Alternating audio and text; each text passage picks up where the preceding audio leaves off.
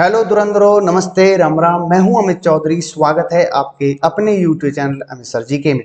तो आज daily current के तहलका में हम 10 से 11 क्वेश्चन करेंगे जो कि मोस्ट इंपोर्टेंट है, करंट से रिलेटेड। ठीक है, आप सभी को सुबह 6 बजे में, प्रातः सुबह 6 बजे में आपके सामने में करंट अफेयर लेकर आता हूं जो कि मोस्ट इंपोर्टेंट होते हैं। सारे क्वेश्चन, सभी क्वेश्चनों को मैं डीपली नॉलेज, एक क्वेश्चन न करा के उससे रिलेटेड 2 या 3 क्वेश्चन में करवाता हूं आपको। ठीक है, आने वाले एसएससी एग्जाम से रिलेटेड कोई भी एग्जाम हो या बैंक का एग्जाम हो, आपका एनडीए का एग्जाम हो, स्टेट पीसीए तक की आपको करंट अफेयर में ला करके देता हूं। ठीक है मेरे भाई धुरंधरो, ठीक है, आप सभी के लिए मोस्ट इंपोर्टेंट क्लास हो जाती है। हिंदी इंग्लिश दोनों में ही मैं क्लास प्रस्तुत करता हूं, प्रेजेंट करता हूं। ठीक है, तो शुरू करते हैं। पहले अगस्त के सभी डेज को कर लेते हैं। 1 अगस्त आपको मैंने करवा चुका हूं, डे वर्ल्ड लंग्स डे था। 2 को राष्ट्रीय मित्रता दिवस थी। नाइजीरिया का स्वतंत्र दिवस 3 अगस्त को।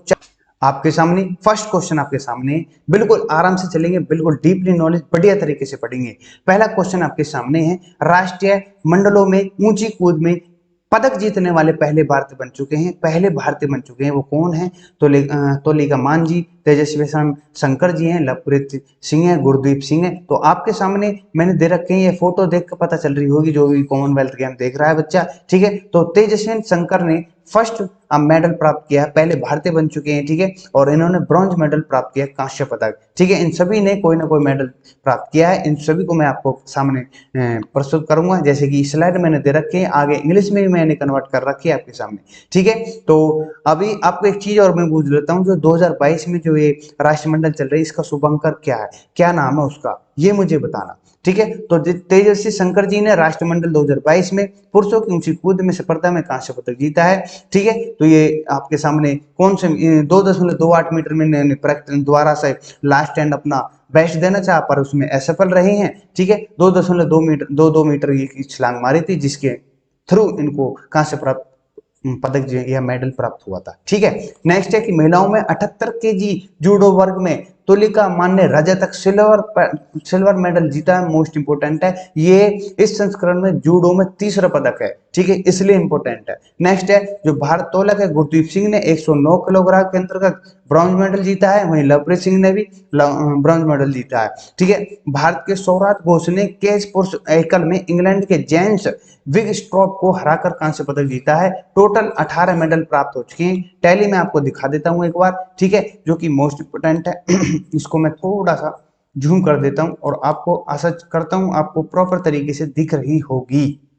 ठीक है, इसको रख करके देखो, अब दिख रही होगी। ठीक है, 7वें नंबर पर हमारा भारत है, देख लेना कभी नंबर 1 दिखा दो। ठीक है, यहाँ 5 गोल्ड है, तो यहाँ 48 गोल्ड के साथ ऑस्ट्रेलिया फर्स्ट है। सेकंड इंग्लैंड है, जहां पर हो रहे हैं बर्मिंघम में, इंग्लैंड के अंतर्गत। कनाडा 16 है, न्यूजीलैंड 18 है, स्कॉटलैंड 7 और साउथ अफ्रीका 6 है। उसके बाद हमारा भारत आता है 7। टोटल 7वें नंबर पर टोटल 5 गोल्ड हैं, 6 सिल्वर है, 7 ब्रॉन्ज अभी तक आए हैं।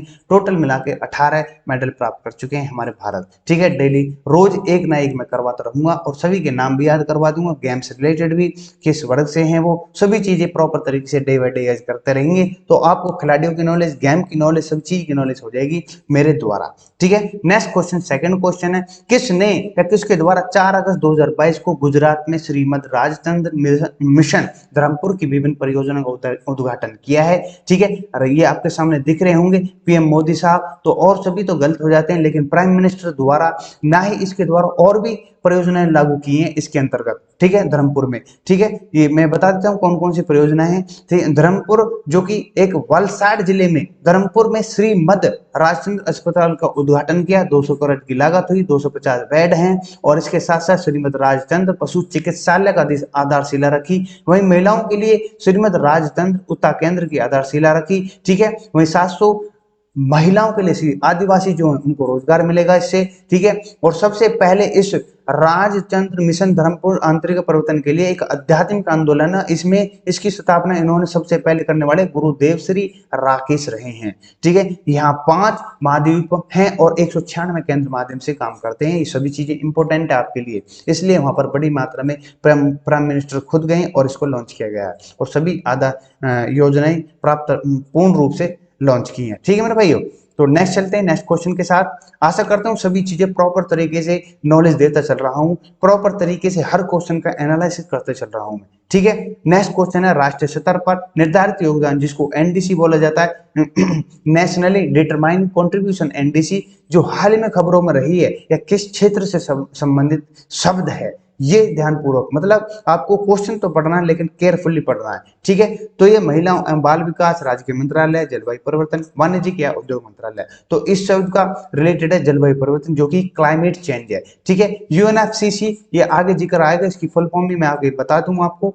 केंद्रीय मंत्रिमंडल ने पेरिस समझौते के तहत भारत के अपडेटेड राष्ट्रीय स्तर पर निर्धारित योगदान जिसको एनडीसी को मंजूरी दे दी गई है, और एनडीसी के जलवायु परिवर्तन पर जो यूएनएफसीसी इसकी फुल फॉर्म है United nation framework convention of on climate change, ठीक है। भारत ने 2030 तक, मैंने कई बार पढ़ाया, 2030 तक अपने जीडीपी की उत्सर्जन तीव्रता 45% करने की, कम करने की है, और 2030 तक जो गैर जीवाश्म ईंधन है उनकी आधारित ऊर्जा संसाधनों को 50% संचय विद्युत शक्ति स्थापित क्षमता करने की, प्राप्त करने की प्रतिबद्धता जाहिर की है। ये सभी चीजें इंपॉर्टेंट है कि आपसे पूछ सकता है 2030 में कितने परसेंट इसको लेकर के है क्या, या फिर एनडीसी जो है, जो एक चीज भूल गया मैं, एनडीसी जो वर्ष 2015 में प्रस्तुत किया गया था, ठीक है, एनडीसी को, लेकिन उसके बाद अब किया जा रहा है, ठीक है, ये मोस्ट इंपोर्टेंट है।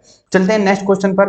भारत और अमेरिका, ये सबसे इंपॉर्टेंट क्वेश्चन है फोर्थ। भारत और अमेरिका अक्टूबर 2022 में एक पखवाड़े तक चलाने वाले, मतलब कौन सा अभ्यास हो रहा है इनके बीच में जो आगे नेक्स्ट होने वाला है, ठीक है, इवेंट या ये युद्ध अभ्यास, ठीक है, एक्सरसाइज जो होती है। तो एक्वेरियन है इनके बीच में, दोस्ती है इनके बीच में, युद्ध अभ्यास है, मालाबार अभ्यास है। तो आपके सामने पता है सी इज द राइट आंसर होता है, भारत और अमेरिका के बीच में युद्ध अभ्यास होता है। बाकी सभी को मैं बता देता हूं, जो एक्वेरियन है ये भारत और मालदीव के बीच में होता है, ठीक है मेरे भाइयों, भारत एंड मालदीव के बीच में। नेक्स्ट जो दोस्ती है, ये दोस्ती है इंडिया प्लस में श्रीलंका और प्लस में आपके मालदीव, ठीक है, ये तीनों के बीच में युद्ध अभ्यास चलता है। युद्ध अभ्यास आपको सी बता दिया है मैंने। मालाबार युद्ध की मोस्ट इंपोर्टेंट है 1992 में, जो कि भारत अमेरिका के बीच में द्विपक्षीय अभ्यास शुरू हुआ था। ये अब फिलहाल 4 देशों के बीच में होता है नौसेना को लेकर के, ठीक है। इसमें जापान और ऑस्ट्रेलिया प्रॉपर तरीके से सम्मिलित कर दिए गए हैं। लास्ट 2015 में जापान को ऐड किया गया था या इसमें शामिल किया गया था मालाबार युद्ध अभ्यास के अंतर्गत। आपसे पूछ सकता है, सभी चीजें मैंने आपको बता दी हैं, ठीक है।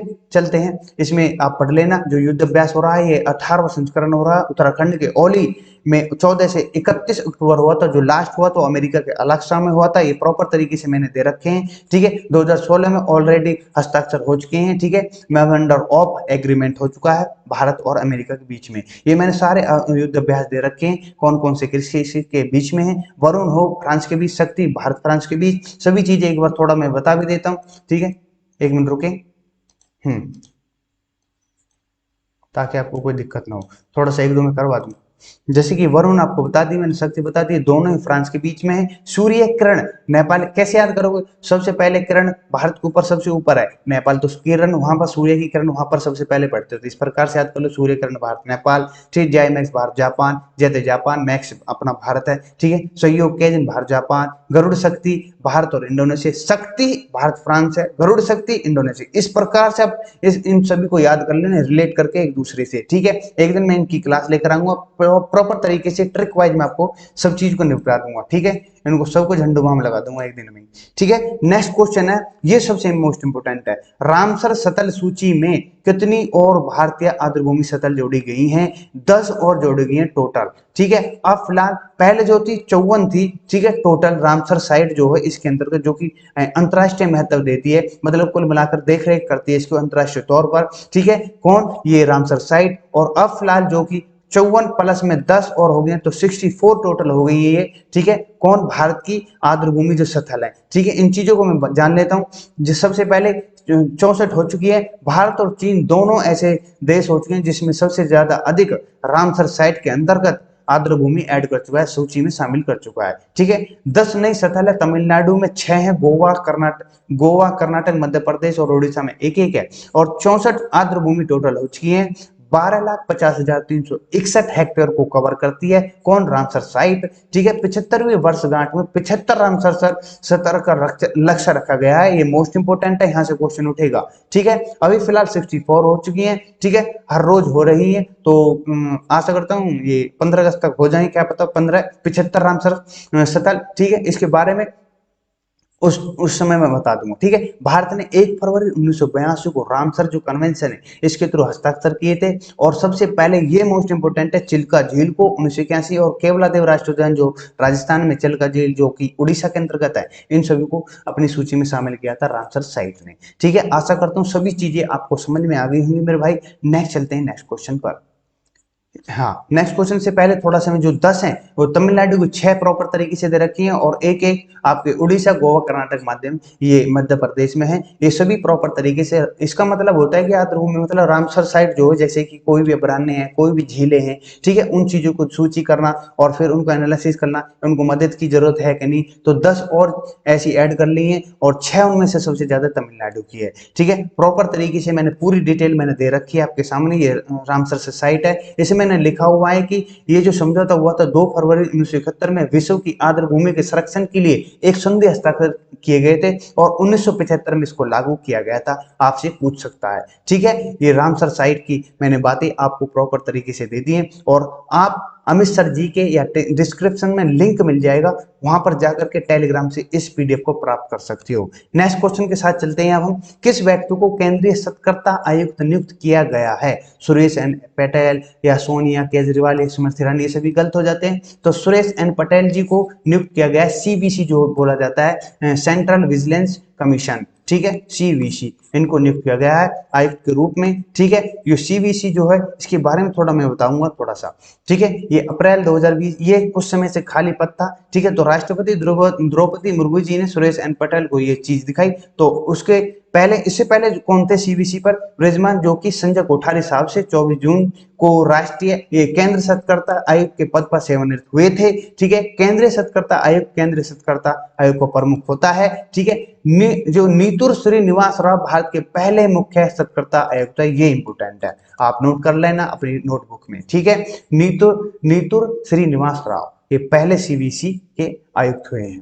केंद्रीय सतर्कता आयुक्त की नियुक्ति राष्ट्रपति द्वारा एक समिति के माध्यम से की जाती है। ठीक है, सिफारिश से की जाती है, जिसमें प्राइम मिनिस्टर होता है, गृह मंत्री होम मिनिस्टर होता है, और लोकसभा में जो विपक्षी नेता जो सबसे बड़ी पार्टी होता है उसमें जो लीडरशिप करता है उसका विपक्षी नेता शामिल होता है, जिनको चुनने में, इनको आयुक्त करने में। ठीक है मेरे भाइयों, आशा करता हूँ सभी चीजें समझ में आ गई होंगी। ये सेंट्रल विजिलेंस कमीशन के बारे में मैंने लिखा है, ये भ्रष्टाचार को खत्म करने का निकाय है।